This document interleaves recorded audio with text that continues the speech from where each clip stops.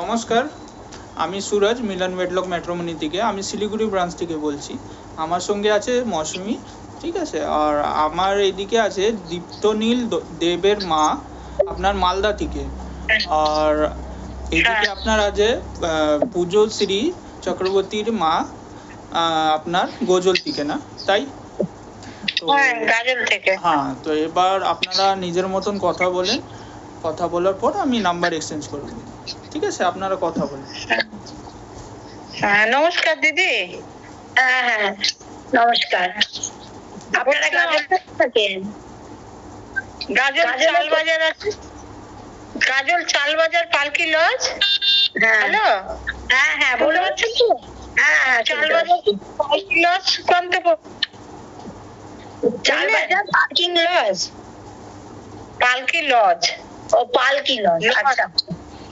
পালকি লজের পাশে নাকি? হ্যাঁ, পালকি লজের তো 2-3টা বাড়ি পরে, বুঝলেন? পালকি লজ একদম রোডের ধারে, মেন রোডের ধারে, তার 2-3টা পরে বাড়ি।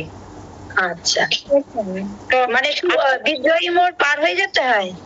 হ্যাঁ, বিদ্রোহী মোড় পার হয়ে না, বামুনগোলা মোড়ের একটু আগে, মানে আপনাদের মালদা লাইন আসলো না, বামুনগোলা মোড়, এখানে স্টেট ব্যাংক আছে, শ্রীসঙ্গন স্কুল আছে, হ্যাঁ, তারই পাশে পালকি লজ।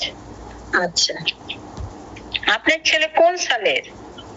আমার ছেলে 17 সালে চাকরি পেয়েছে।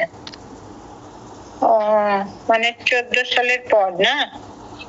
মানে আপনাদের কোনো চিন্তার কারণ নাই, আমার ছেলে একদম মানে যেভাবে চাকরি মানুষ পায় সেভাবেই পেয়েছে।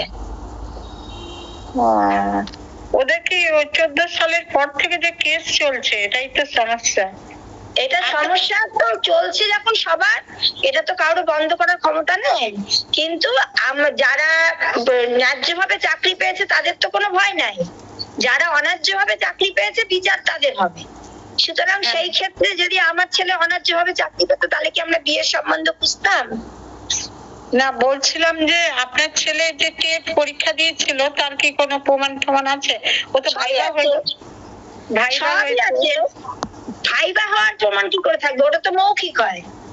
মৌখিক হয়, তাছাড়া রিডিং থেকে শুরু করে যাবতীয় সবকিছুই প্রমাণ আছে। ওগুলো জমা নিচ্ছে না, ওগুলো তো সব জমা নিচ্ছে সরকারের থেকে। হ্যাঁ, সবাইকে জমা নিতে হচ্ছে। বলছিলাম ওকে বিয়ের আগে